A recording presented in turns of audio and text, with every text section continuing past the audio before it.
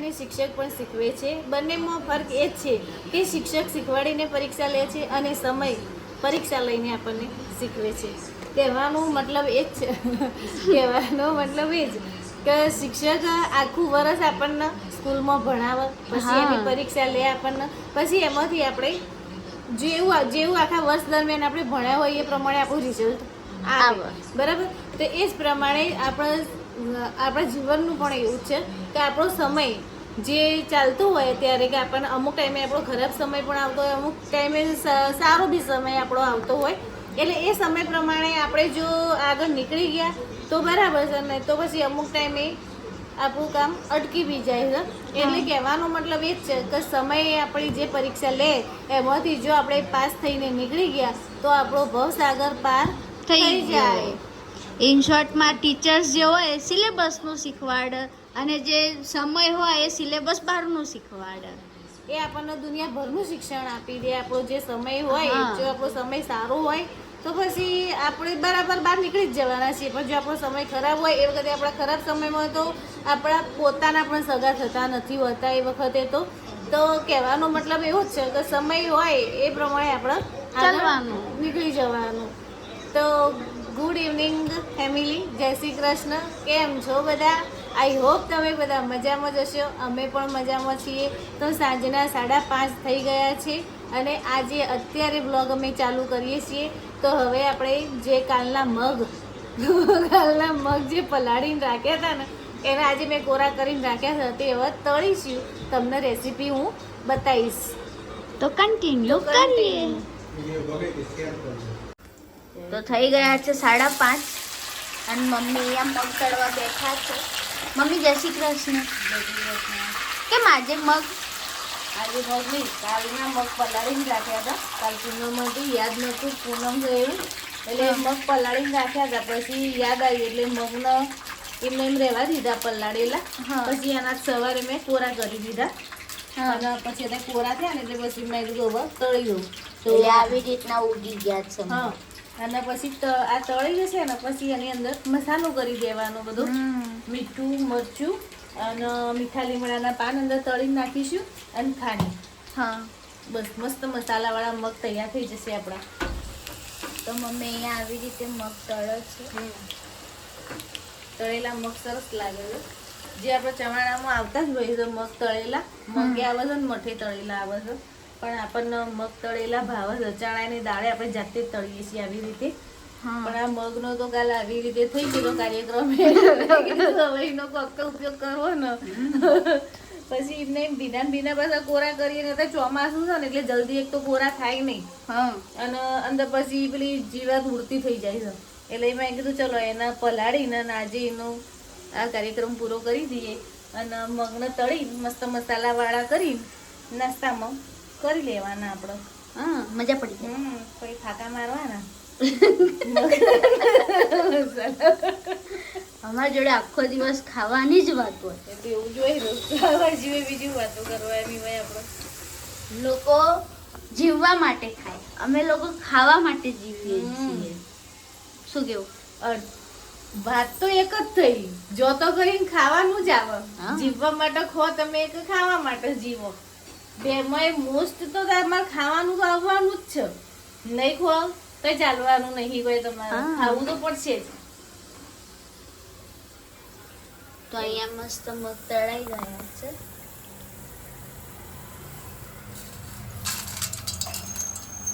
આ મસ્ત એકદમ પોચા રૂ જેવા થાય. કશું અંદર સાજીના ફૂલ કેવું કશું નાખ્યું નહીં પલાળતી વખતે. એમનામ જ કોરા ખાલી ફણગાઈ દીધા છે. તો મમ્મી હવે એનો બીજો બેચ જે હોય રેડી કરે છે.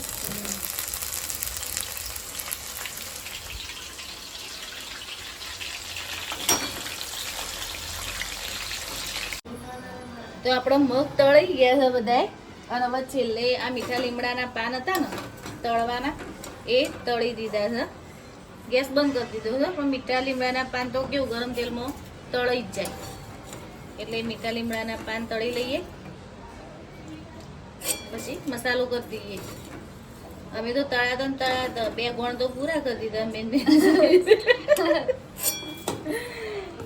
ગરમ ગરમ મજા પડી જાય. મસાલા વગર એમને અમે ખાધા મગનો. સરસ બન્યા છે મગ. હવે મસાલો કરી થોડું ઠંડુ થાય એટલે મસાલો કરી ત્યાં આગળ મીઠું ખાંડ નાખવાનું હોય ને એટલે થોડું ઠંડુ થાય ને પંખાની પીરો પછી અંદર મસાલો કરીશું.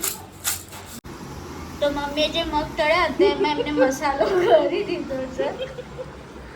તો મમ્મી તમે અંદર મસાલામાં શું નાખ્યું હતું?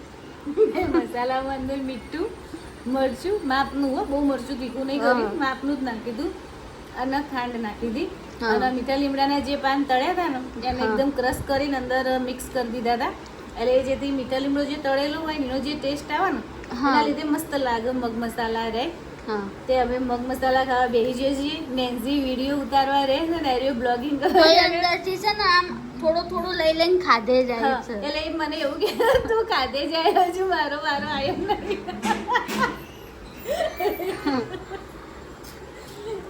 એટલે નેન્સી ક્યારે ઉતાવળ આવી જાય મને ક્યારે મસાલા વાળા મગ ખાવા મળે. અને અહીંયા પપ્પા બી ચા પીવા આવ્યા છે ઘરે. પપ્પા જય શ્રી કૃષ્ણ. મજામાં? તમારા કરેલા મગ ખાઉં છું, કેવા લાગ્યા? એકદમ ટેસ્ટી. જુઓ મારી તો રાહ જોવાતી જ નહીં. ચા પીવાની હોય એટલે કોઈની રાહ જોવાની નહીં. આજે મારે ચા પીવાનું બહુ મોડું થઈ ગયું. 7 વાગી ગયા છે. 7 વાગે મેં ચા નાસ્તો કરીએ છીએ. પછી જવું છે બહાર અમારે ફરવા માટે થોડું. પછી જોઈએ આગળ શું થાય છે. જમવાનું શું થાય ખબર નહીં. ઘેર આવીને જમવાનું છે બહાર જમીને આવીશું કઈ નક્કી નહીં હજુ. તે હવે કરી લઈએ ચા નાસ્તો કરી લઈએ પહેલા. શું સ્મેલ આવે? સ્મેલ લે પહેલા તો તને મજા આવશે. પી જ જવાની રોજની. તઈ ટાઈમ પીવાની કીધી ને તને? ના તો એક રાધે કૃષ્ણ એક વાળી ત્રણ ટાઈમ એક ચમચી લેવાની કીધી હોય તને. એક ચમચી 3 ટાઈમ લેવાની કીધી હોય. એક ચમચી લોખંડ બરાબરનું ચાઈ જવું એટલે પેલી આયર્ન ની હોય ને લોહી. મારા ને બી મારામાં બધું બરાબર જ છે. મારામાં કશું વિટામિન કે ખૂટતું નહીં. ના મારે એક વિટામિન ખૂટતું નહીં. ના મને પીવું જાય ના તો પીવું જ નહીં. મારા બધા વિટામિન મારામાં બધા ફૂલ જ છે. તો તું પી. તો 2 ની 3 ચમચી તું પી જા. તારે જરૂર હે, મારે કશી જરૂર નહીં. પાછી ના રે રહી એવું એટી અંદર વિટામિન બધો બગડી જાય. મૂક હજુ પલંગ ઉપર.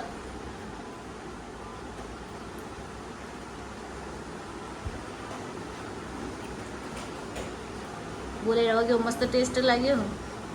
થોડી ટેસ્ટ ના બે મેં તો કરવા થોડી આમ જે લોકો ટેસ્ટ કરે ને ખબર પડે પાઇનેપલ ફ્લેવર કહેવાય તો કેવી દવા છે. હા ઉપર પાઇનેપલ ફ્લેવર લખ્યું. હે હા પાઇનેપલ ફ્લેવર મિક્સ વિટા લખેલું છે. સારું તે iron vitamin B1 vitamin B2 vitamin B6 માટે છે. મારામાં તો બધું ખૂટ જ છે. હવ આકરો ધતુરો બધું જ ખાવાનું. હવે એના કરતા બધાનો રસ કાઢી પીવામાં ને આકડા ધતુરાનો કારેલાનો કંકોડાનો બધાનો. એટલે કે વિટામિન ખૂટે ના. બધું ખાતા જોર આવે ને એટલે બધા વિટામિનો ખૂટી જાય આપણામાં. બધું ખાતા શીખો તો કશું નહીં ખૂટે. સમજી ગયો તમે? તો હું અને મમ્મી બંને રેડી થઈ ગયા છીએ. તો ક્યાં જવાનું છે? જુડિયોમાં. મમ્મી માટે કુર્તીને જોવું છે તો આપણે જઈને જોઈએ કે કેવી છે. ગમશે તો લઈશું તો તમને બતાવીશું. ઘેર આવીને બતાવીશું. ઘેર નહીં બતાવી આગળ તો કેમેરો ચાલુ કરવાની દેતા. નહીં અલાઉ છે પણ જો મતલબ કરવા દેશે તો કરીશું. કારણ કે રીલ્સ ને એની માટે જ મેબી હોય છે તો બી જઈને જોઈએ આપણે. ચલો તો અમે આવી ગયા હતા જુડિયોમાં. તો મમ્મી કુર્તા જોવે છે. એક એમને આ કાઢ્યો છે.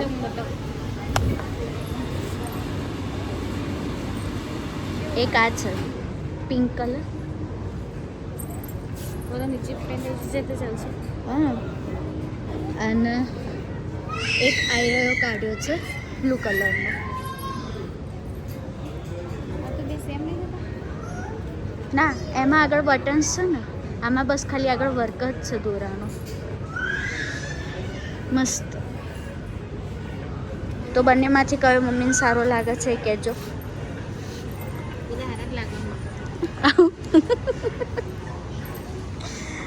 અને આ વખતે બહુ મસ્ત કરે.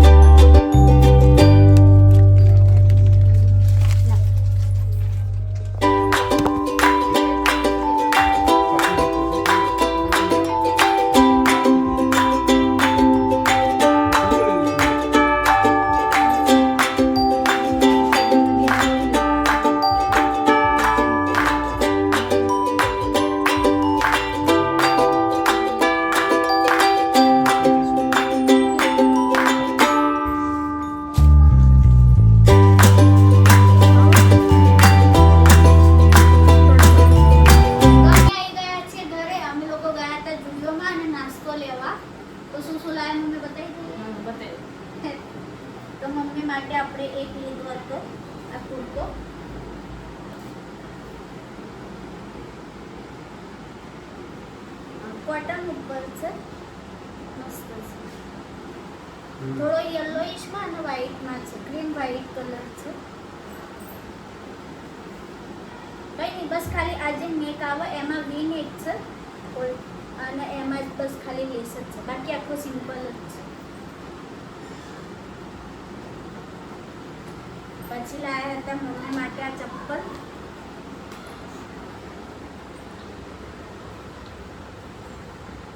સિમ્પલ જ છે, એમને રેગ્યુલરમાં પહેરવા માટે જોઈતા હતા. તો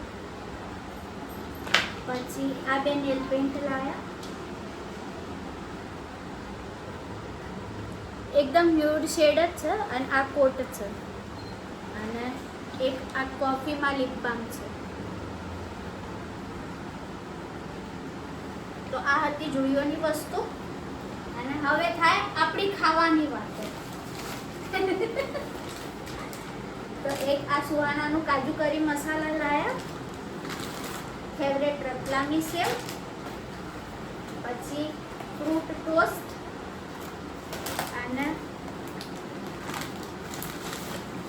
આપણા ગુજરાતીઓનું ફેવરેટ જ્યાં જાય ત્યાં ગળેકા ચવાણું જોઈએ અને ખાટા.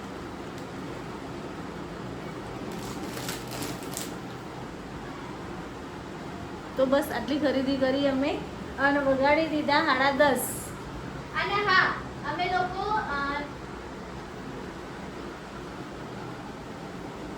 લોકો ગયા હતા નિકોલ એરિયામાં, જે બી રહેતા હોય કઈ જગ્યા હતું પપ્પા એ રહ્યું? ડીમાર્ટની સામે. ડીમાર્ટની શું? સામે પેલું આપણે જે ચણિયા ચોળીનું ને જોવા ગયા હતા ડીમાર્ટ જોડે. નાનો ડીમાર્ટ નહીં. હા, નાના ડીમાર્ટ પાસે. નિકોલ નિકોલ. એરિયામાં. હા, નિકોલ નિકોલ. એરિયામાં ડીમાર્ટ જોડે મિની લો ગાર્ડન જેવું છે કે જે લોકો ચણિયા ચોળીમાં ને જેમના ઇન્ટરેસ્ટ હોય ને એ ત્યાં આગળ વિઝિટ કરી શકે. અમને લોકો બહુ આઈડિયા બી નહીં આવતો, અમે લોકો પહેરતા બી નહીં, તો અમે લોકો ચક્કર લગાવીને પાછા આવ્યા. અમે ફરી ઘેર પાછા આવી ગયા, જોવા ગયા. પણ કે અમે જે વસ્તુ ઉપયોગ કરતા રહી ને એમાં બી અમને ઇન્ટરેસ્ટ થોડો ઓછો હોય એટલે અમે જોઈ તો લીધું હતું. જોવા જે ગયા લોકોને હતા. મતલબ ઇન્ટરેસ્ટ હોય, જે લોકો એનું પરચેસ કરતા હોય તો ત્યાં આગળ મિની લો ગાર્ડન જેવું છે કે જે લોકોને ઈઝી વેમાં મળી જાય ત્યાં આગળ. તો તમે નવરાત્રીનો શોખ હોય એ માટે. હા હા, નવરાત્રીની એમ તો બધી ચણિયાચોળી હતી, હા. બધા બ્લાઉઝો હતા, તો આગળ ઇમિટેશન જ્વેલરી હા. જેની ઓક્સિડાઇઝમાં ને બધું હોય એવું હતું. તો જેને બી જવું હોય ત્યાં ચેક કરી શકે. બસ અમે આવી ગયા. હવે જમવાનું બાકી છે. જમી લો. તો થઈ ગયા છે 10:30 અને હું અને મમ્મી બંને થઈ ગયા છે ફ્રેશ અને કામ પણ પતી ગયું છે. બીજું તો કંઈ કામ હતું નહીં, અમે બંને તો બહારથી પાણીપુરી ખાઈને જ આવ્યા હતા, પણ પપ્પાને જમવાનું બાકી હતું તો પપ્પાએ જમી લીધું છે અને બીજું બધું કામ પતી ગયું છે. તો અમે લોકો જે જુડિયોમાં ગયા હતા અને મમ્મીનો જે કુર્તો લાયા એ તમને કેવો લાગ્યો એ તમે કમેન્ટમાં કહેજો. અને અમારો બ્લોગ હવે અમે અહીંયા જ એન્ડ કરીએ છીએ. તો જો તમને અમારો વિડીયો ગમ્યો તો લાઈક, કમેન્ટ, શેર અને સબસ્ક્રાઈબ કરવાનું ના ભૂલતા. મળીએ કાલે નવા વિડીયો સાથે. ત્યાં સુધી જય શ્રી કૃષ્ણ.